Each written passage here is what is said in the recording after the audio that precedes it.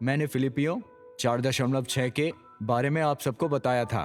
किसी बात की भी चिंता बिल्कुल भी मत करो। बोलो, किसी बात की चिंता बिल्कुल भी मत करो, बिल्कुल मत करो। किसी चीज के बारे में नहीं। मेरी बात आप समझ गए ना? प्रभु हमारे साथ ऐसा क्यों कर रहे हैं?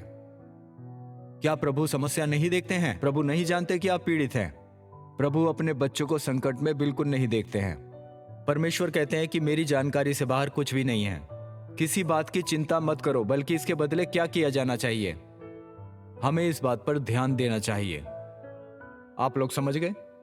परिस्थितियां कैसी हो, मगर हर हाल में प्रार्थना और याचना के द्वारा धन्यवाद सहित अपनी विनती परमेश्वर के सम्मुख प्रस्तुत करो। ये दो महत्वपूर्ण हैं, प्रार्थना और याचना। प्रार्थना, विनती, चिल्ला चिल्लाकर परमेश्वर से और उसके साथ परमेश्वर को धन्यवाद दो और उसकी प्रार्थना में मग्न हो जाओ। धन्यवाद दें। यही कारण है कि हमने सुबह पवित्र मास की पेशकश की। ये एक धन्यवाद बलिदान है। बलिदान है, बलिदान। इसे अंग्रेजी में यूक्रिस्ट के नाम से जाना जाता है, जो ग्रीक के यूचरिस्टिया, जो ग्रीक से लिया गया है, जिसका अर्थ है थैंक्स गिविंग, यानी धन्यवाद देना। पवित्र मिशा एक धन्यवाद सभा है जहां हम ईश्वर को उन सभी आशीर्वादों के लिए धन्यवाद देते हैं जो हम पर बरसाए गए हैं। तो प्रभु एक पीड़ित आत्मा से क्या उम्मीद करता है? प्रभु हमें कह रहे हैं कि हम चिंतित ना हो, बल्कि हर स्थिति में प्रार्थना, विनती और धन्यवाद के द्वारा परमेश्वर के सामने अपनी विनतियों को रखें, बिना चिंतित हुए लेकिन धन्यवाद के साथ। इसका क्या मतलब है? जब हमें कोई समस्या होती है तो हम केवल समस्या को देखते हैं, हम परमेश्वर को भूल जाते हैं जिसने अतीत में हमारे मार्गों का नेतृत्व किया था। यह एक विशेषता है जो मानव स्वभाव से जुड़ी है, जो हमें समर्पण सिखाती है। अर्थात यदि हमें कोई समस्या है तो वही हमारे हृदय में केंद्रित हो जाती है और हम उस परमेश्वर को भूल जाते हैं जिसने पहले चमत्कारी तरीके से हमारे मार्गों का नेतृत्व किया था। यही कारण है कि भजन संहिता 5022 में कहा गया है, जैसा कि आप सबने सुना है, हे परमेश्वर को भूलने वालों, ये ध्यान रखो, नहीं तो मैं तुम्हारे टुकड़े टुकड़े कर दूंगा और तुमको कोई मुझसे छुड़ाने वाला ना होगा। ये ध्यान रखना। ये बहुत ही डराने वाला श्लोक है, नहीं तो मैं तुम्हारे टुकड़े टुकड़े कर दूंगा, क्योंकि यह परमेश्वर का वचन है। मैं इसे हल्के ढंग से दोबारा नहीं कह सकता। ये आप सब लोग समझ लो, क्योंकि ये परमेश्वर के वचन है और इन्हें मैं हल्के में नहीं कह सकता। यही कारण है कि भजन संहिता 5022 में कहा गया है, 5022 में कहा गया है, हे परमेश्वर को भूलने वालों, ये ध्यान रखो, नहीं तो मैं तुम्हारे टुकड़े टुकड़े कर दूंगा और तुम्हारा कोई छुड़ाने वाला ना होगा। ये आप सबको याद रखना होगा। परमेश्वर का सर्वशक्तिमान वचन जो कभी नहीं बदलता है, इस पर विचार करो। तुम जो परमेश्वर को भूल जाते हो, ये मत करो। समझ गए आप सब? परमेश्वर को भूलना मतलब खुद को भूल जाना होगा। यह आपको समझना चाहिए। ऐसा करने से आप अपने जीवन में खुश नहीं रह पाएंगे और खुशी खुशी जीवन नहीं बिता पाएंगे। इसलिए हमें उन तरीकों को नहीं भूलना चाहिए जिनमें परमेश्वर ने अतीत में हमारी अगुवाई की थी। क्या आप जानते हैं कि अगर आप इसे याद रखेंगे तो आपको क्या मिलेगा? यदि आप उन तरीकों के बारे में सोचना चुनते हैं जिनमें परमेश्वर ने अतीत में आपके लिए कार्य किया था, जब वर्तमान में कोई समस्या थी, तो क्या होगा? आपको क्या मिलेगा? इसको समझने की कोशिश करो, सोचने की कोशिश करो। समझ गए? सोचने की कोशिश करो। जब आप अपने आप में उन चमत्कारिक तरीकों के बारे में सोचते हो जिनमें परमेश्वर ने अतीत में कहीं अधिक कठिन परिस्थिति में आपकी अगुवाई की थी, तो आपको क्या मिलता है? आस्था, मन को शांति, मुश्किलों से लड़ने का तरीका, और मन में पूरी तरह से विश्वास को जगाते हैं। ईश्वर, अपने ऊपर विश्वास करो, अपनी शक्ति पर विश्वास करो और बढ़ाओ इसको। विश्वास, मेरी इस समस्या का भी समाधान प्रभु के पास ही मिलेगा। प्रभु के पास। हालेलुया। यही कारण है कि हमारे जीवन में हमारे प्रभु के महान कार्यों को याद करने से हमारे अपनी वर्तमान चिंता को दूर करने में मदद मिलेगी। अगर हम अपने मन के विश्वास को जगा लें, प्रभु को याद करें, तो पक्का हम अपनी मुश्किलों पर जीत प्राप्त कर सकते हैं। फिलिपियों 4:6-7 को फिर से लें। किसी भी बात की चिंता ना करें, परंतु हर हाल में प्रार्थना और विनती के द्वारा धन्यवाद के साथ अपनी विनतियों परमेश्वर के सम्मुख प्रस्तुत करें। मैं फिर से दोहराता हूँ, किसी भी बात की चिंता ना करें, परंतु हर हाल में प्रार्थना और विनती के द्वारा धन्यवाद के साथ अपनी विनतियां परमेश्वर के सम्मुख प्रस्तुत करें।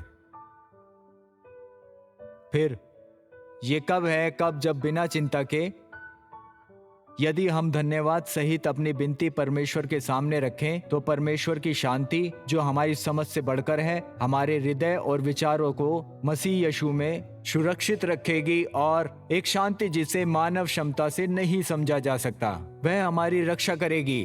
तब हम खुद सोचेंगे कि ऐसी दुर्लभ स्थिति में बिना हिले डुले खड़े होने की इस महान क्षमता के बारे में जो हमें चौंका देगी, एक शांति जो हमें इस तरह सोचने पर मजबूर कर देगी। इतनी हिम्मत कहां से ला रहा हूं। बहुत पहले एक बार हमारा एक्सीडेंट हो गया था और हम एक गहरे गड्ढे में गिर गए थे।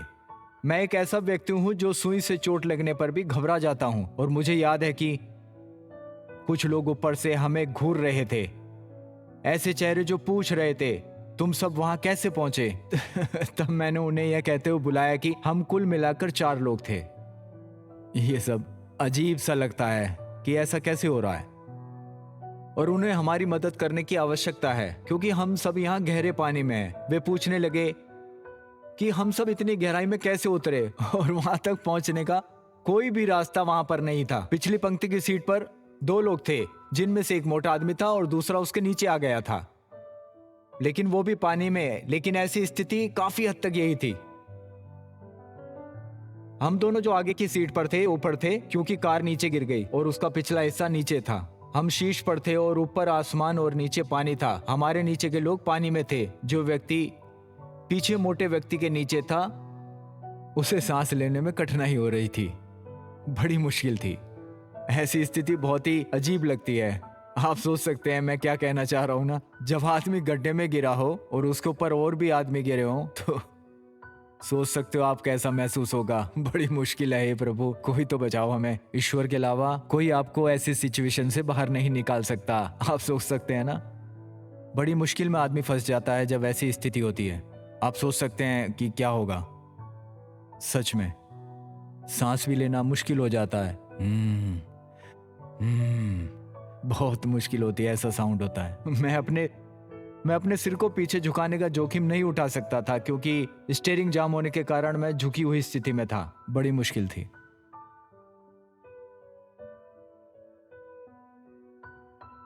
और केवल सिर को ऊपर से बाहर निकालना और मदद मांगना संभव था, लेकिन मैं होश नहीं खोया था। शरीर बड़ी कर्कश पीड़ा में था। पीछे वाला जीवन के लिए लड़ रहा था। बहुत मुश्किल थी। कोई आकर बचा नहीं सकता था। लेकिन इस सब में मुझे एक बड़ा साहस याद है। जैसा कि मैंने आपको बताया, मैं छोटी छोटी बातों पर भी उत्तेजित हो सकता हूं। मुझे तब भी बेचैनी महसूस होती जब मैं अपने दर्शकों को उनकी घड़ियों की ओर देखते हुए देखूंगा। उनका मन यहां पर नहीं कहीं और है, जो बार बार घड़ी देख रहा था। यह एक बड़ी दुर्घटना थी और मेरे बगल में एक पुरोहित बैठा था जिसका सिर गिरने से फट गया था। बहुत खून बह रहा था और उसके चेहरे पर खून लगा हुआ था। मुझे अपनी स्थिति का पता नहीं था। बड़ी मुश्किल थी। देखिए, आप एक संकट में हैं। आपको बचाने के लिए कोई नहीं है। आपकी मदद करने के लिए कोई नहीं है। कोई नहीं। एक ऐसा राज्य है जहां कोई आपकी मदद नहीं कर सकता था। बाइबल ऐसी स्थिति के बारे में बताती है। मैंने अपनी बाईं ओर देखा और कोई नहीं था। मैं अपने दाहिनी ओर देखता हूं और देखता हूं, कोई भी मेरी ओर नहीं आता है। मैं वहां पर बिल्कुल अकेला था, बिल्कुल अकेला। मेरी मदद के लिए कोई नहीं है। मैं बिल्कुल अकेला रह गया हूं। मेरी मदद करने वाला कोई नहीं है। और ऐसे प्रसंग के बीच जब मदद के लिए कोई दिखाई नहीं देता, एक ऐसी शांति जिसे शब्दों में वर्णित नहीं किया जा सकता, परमेश्वर द्वारा आप में डाली जा सकती है, जो असीम शांति आपको मिलती है। हालेलुया। इसलिए परमेश्वर वहां है जो आपके हृदय में उन अवर्णनीय शांति को स्थापित कर सकता है। आपको यह समझना चाहिए, परमेश्वर हमेशा आपको शांति देता है। यशायाह 59:1 में परमेश्वर का वचन कहता है, देखो यहोवा का हाथ ऐसा छोटा नहीं हो गया है कि जो उद्धार ना कर सके, ना उसका कान ऐसा बहरा हो गया कि जो सुन न सके। आपको इस पर विश्वास करने की आवश्यकता है। जब आप संकट में हो तो ये पद आपके हृदय में दौड़ते हुए आने चाहिए। क्या तुम यशायाह 59 को फिर से पढ़ सकते हो? क्या तुम यशायाह 59 को फिर से पढ़ सकते हो? देखो यहोवा का हाथ ऐसा छोटा नहीं हो गया है कि उद्धार ना कर सके, ना उसका कान ऐसा बहरा हो गया है कि जो कुछ सुन न सके। तुम संकट में हो। जब भी आप संकट में होंगे, ईश्वर आपको आपका हाथ थामेगा, आपका साथ देगा, आपके साथ रहेगा। जब भी आप हाथ ऊपर उठाओगे, ईश्वर को याद करोगे, ईश्वर आपके साथ होगा, हमेशा साथ होगा। तुम संकट में हो, यहोवा तुम्हें यह कहता है, देखो यहोवा का हाथ ऐसा छोटा नहीं हो गया है कि जो बचा ना सके, जो आपको आशीर्वाद ना दे, जो आप पर कृपा ना करे, या उनका कान ऐसा बहरा हो गया है जो सुन ना सके, जो आपकी पुकार ना सुन सके, आपकी आवाज ना सुन सके। उसे सिर्फ दिल से पुकारने की जरूरत है। वो जब भी आप उन्हें पुकारेंगे, वो हमेशा आपके सामने सम्मुख हो जाएंगे। सिर्फ हाथ उठाना है और उनको याद करना है। एक और पद लो, यिर्मयाह 32, यिर्मयाह 26, यिर्मयाह 27। तब यहोवा का यह वचन यिर्मयाह के पास पहुंचा, मैं यहोवा सब मनुष्य का परमेश्वर हूँ। क्या मेरे लिए कुछ भी कठिन है? क्या प्रभु के लिए कुछ भी कठिन है कि नहीं? यिर्मयाह 32, 26, 27 में आप यही वचन सुनेंगे। तब यहोवा का यह वचन यिर्मयाह के पास पहुंचा, मैं यहोवा सब मनुष्य का परमेश्वर हूँ। क्या मेरे लिए कुछ भी कठिन है? क्या प्रभु के लिए कुछ भी कठिन है? बताओ सब, क्या कठिन है? परमेश्वर के लिए कुछ भी कठिन नहीं है। परमेश्वर आप पे कृपा करेंगे। अगर आप दिल से परमेश्वर को याद करेंगे तो परमेश्वर आप पे सचमुच कृपा करेंगे। लेकिन आपका भी कर्तव्य है कि आप परमेश्वर को दिल से याद करें, अपनी अंतरात्मा से याद करेंगे। ईश्वर के लिए कुछ मुश्किल नहीं है। अगर आप उसको याद करते हैं तो आप पर कृपा करेंगे। ल्यूक 1:35-37 पढ़ें। उस स्वर्गदूत ने उत्तर दिया और उसने कहा, पवित्र आत्मा तुम पर उतरेगा और परम प्रधान की शक्ति तुम पर छाया करेगी। इसलिए वह पवित्र व्यक्ति भी जो जन्म लेने वाला है परमेश्वर का पुत्र कहलाएगा। 37 क्योंकि परमेश्वर के लिए कुछ भी असंभव नहीं है, कुछ भी मुश्किल नहीं है। नहीं, ईश्वर के लिए कुछ भी असंभव नहीं है। Hallelujah, hallelujah. ईश्वर के लिए कुछ भी असंभव नहीं है, कुछ भी असंभव नहीं है। विश्वास करो, विश्वास करो, कुछ भी असंभव नहीं है। विश्वास में आगे बढ़ो। ईश्वर जैसा कोई भी नहीं है। बिना सोचे समझे उपचार लाकर मुझे सबसे कठिन परिस्थितियों से बचाता है। कुछ भी असंभव नहीं है, कुछ भी असंभव नहीं है, कुछ असंभव नहीं है, कुछ भी असंभव नहीं है। परमेश्वर हमें वह सब कुछ देने में सक्षम है जिसकी हमें आवश्यकता है। यहाँ किसी पर बहुत अधिक कर्ज है, क्या आप अपना हाथ उठा सकते हैं? सभी अपनी आंखें बंद कर लें और हाथ उठाएं जो कर्जदार हैं। कर्ज छोटा हो या बड़ा, कर्ज तो कर्ज होता है।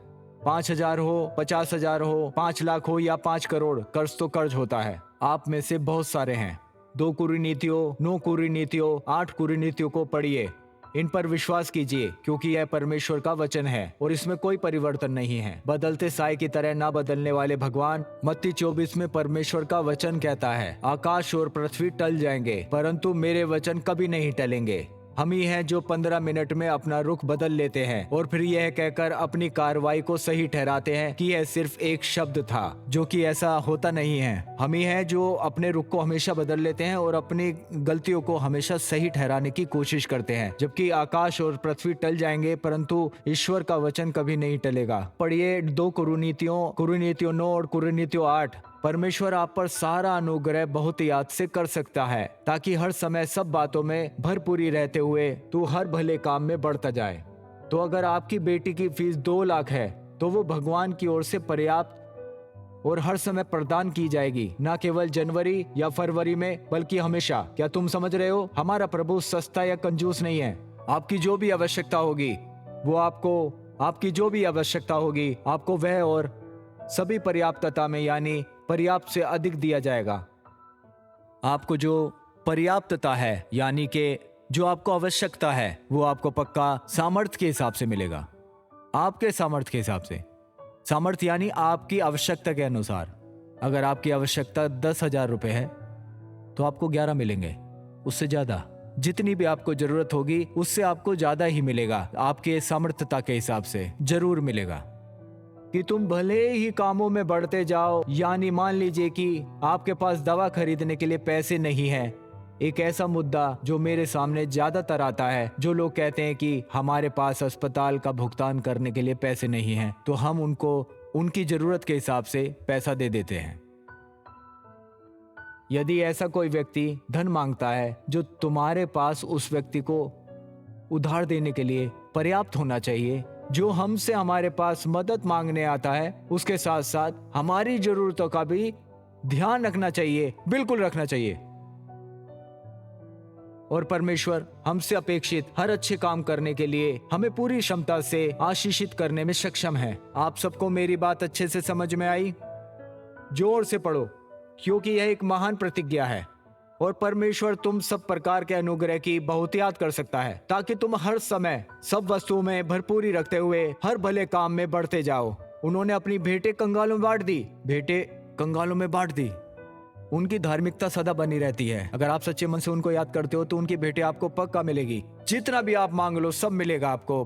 अगर आप सच्चे मन से मांगते हो तो ईश्वर आपको देगा। बस आप ईश्वर पर विश्वास रखो और भले काम करते हुए बढ़ते जाओ। ईश्वर भी आपका ध्यान रखेगा। अगर आप सच्चे मन से दूसरों की सेवा करते हो तो ईश्वर भी आपको जरूर देगा। उन्होंने अपने उपहार गरीबों को स्वतंत्र रूप से बिखेर दिए हैं। यहाँ कोई हिसाब रखने जैसा नहीं है कि हमने कितनी बार जरूरतमंदों को उधार दिया है, जैसा कि हमारी प्रकृति के साथ है। स्वतंत्र रूप से बिखेरने का अर्थ है भरपूर मात्रा में फेंकना। तुम हर प्रकार से धनी हो जाओगे ताकि तुम हर अवसर पर उदार बन सको, और हमारे द्वारा तुम्हारी उदारता का परिणाम परमेश्वर का धन्यवाद होगा। अब अपने पैरों पर उठो। हम आज सुबह से प्रभु की आराधना करने जा रहे हैं, एक प्रभु जो सभी चीजों में हस्तक्षेप करता है। मैं उस दिन एक व्यक्ति से कह रहा था कि वह उन बातों पर ध्यान देता है जिनकी हम खुद ज्यादातर परवाह नहीं करते। वह उन मामलों को देख रहे हैं जिनसे हम खुद बेखबर हैं। वह उन स्थितियों में हस्तक्षेप करता है जहां हम अभी तक पूरी ताकत से नहीं पहुंचे हैं। प्रभु वो है जो हर चीज पर ध्यान देता है, सब देखता है। Hallelujah, hallelujah. हम इस स्ट्रीट सेंटर में एक ऐसे प्रभु का परिचय दे रहे हैं। इस ईश्वर को आप सभी जानते हैं, लेकिन उसका यह चेहरा भी है जो हर परिस्थिति में हस्तक्षेप करता है। सब लोग बोलिए हालेलुया, हालेलुया, हालेलुया। वह हर मामले में दखल अंदाजी करेगा। आज सुबह हम ऐसे प्रभु की आराधना करने जा रहे हैं। प्रिय बच्चों, हमें इस घड़ी में ईश्वर की कृपा के लिए इच्छा और प्यास के साथ प्रार्थना करनी चाहिए। ध्यान देने वाली प्राथमिक बात यह है कि यह एक आराधना स्थल है। सच में यह एक आराधना स्थल है। आराधना केंद्र। आराधना केंद्र का मतलब ध्यान लगाने का केंद्र। समझे आप सब लोग? आराधना मतलब ध्यान लगाने का केंद्र। ध्यान। मैंने यहाँ सबसे एक ही बात दोहराई है। आप यह ना भूले, जो साफ सफाई करता है, झाड़ू लगाता है, खाना बनाता है, ऑफिस में बैठता है, हिसाब किताब करता है, सभी को यह विश्वास होना चाहिए कि यह एक आराधना केंद्र है। सभी को यहाँ बैठकर एक साथ मिलकर आराधना करनी चाहिए। झाड़ू मारना नहीं, आराधना करना। झाड़ू मारते भी आराधना करना। झाड़ू लगाकर भी मैं प्रभु की आराधना कर रहा हूँ। यानी इस परिसर में अगर कोई आ जाए तो यहाँ एक ही बात है, हम तो एक ही धंधा चला रहे हैं और वो धंधा है आराधना करना। और आराधना ही और हमारे दिल में होनी चाहिए, हमारे होठों के रूप में। आराधना करो। आप जो भी काम कर रहे हो आराधना करते रहो, चाहे आप काम कर रहे हो या ना कर रहे हो। इसलिए जब आप इस परिसर में कदम रखते हो तो आपको चुप रहने का अधिकार नहीं है। जब आप इस द्वार में प्रवेश करने का निर्णय लेते हैं तो आपको चुप रहने का अधिकार छोड़ना होगा। यह एक आराधना केंद्र है और हम दिन रात प्रभु की आराधना करते रहते हैं। आराधना न केवल अपने लिए कर रहे हैं, बल्कि उनके लिए भी जो प्रभु की आराधना के इस पहलू के बारे में बिल्कुल भी नहीं जानते हैं, जो लालच के लिए प्रभु को याद करते हैं, जो प्रभु को केवल धन प्राप्त करने के साधन के रूप में देखते हैं, जो प्रभु को केवल लाभ के साधन के रूप में देखते हैं, जो परमेश्वर की आराधना करने का वचन देकर भूल जाते हैं। उनके लिए जो जीवित और मृत हैं, परमेश्वर ने हमें उनकी ओर से प्रायश्चित करने के लिए स्थान दिया है जहां हम उनके लिए प्रायश्चित कर सकें। मुझे एक निश्चित बात का पूरा यकीन है, माउंट कार्मल स्ट्रीट सेंटर का अस्तित्व समाप्त हो जाएगा। क्या आप जानते हैं कि कब? जिस दिन यहाँ हम सब मिलकर आराधना करना बंद कर देंगे। यहाँ आराधना नहीं हुई तो ये पूरा भवन गिर जाएगा। जब आराधना नहीं होगी सब कुछ नष्ट हो जाएगा। ये मेरे समय पे भी हो सकता है और किसी और के समय पर भी हो सकता है। जिस दिन कोई जिम्मेदारी लेकर आराधना करने से कतराता है और इस स्थान को कुछ अलग करने का साधन समझने लगता है, उस दिन यह स्थान नहीं रहेगा। इसलिए मैं कहता हूं कि आप सभी इस आराधना केंद्र में आए हैं। आइए हम इस आराधना केंद्र में प्रभु की आराधना करें। आइए हम अपने परमेश्वर की स्तुति गाएं। आइए हम अपने प्रभु की आराधना करें। वह हमें सब कुछ देगा, किसी और चीज के लिए नहीं, लेकिन हमें जीने देने के लिए, हमें अपने नाम से पुकारने का अधिकार देने के लिए, यीशु से हमारा परिचय कराने के लिए हम ईश्वर की आराधना करते हैं। यीशु के नाम से हमें परमेश्वर को आबा बुलाने का अनुग्रह देने के लिए, हमें उनकी आत्मा, उनकी माँ, उनका शरीर और रक्त देने के लिए, हमें उसके शरीर का हिस्सा बनाने के लिए, हमें यह बताने के लिए कि वह एक है। इस जीवन से परे अनंत काल, हमें उस अनंत काल में हमारे नाम से जुड़ने का सौभाग्य देने के लिए हम इस आराधना केंद्र का तहे दिल से धन्यवाद करते हैं, बार बार धन्यवाद करते हैं।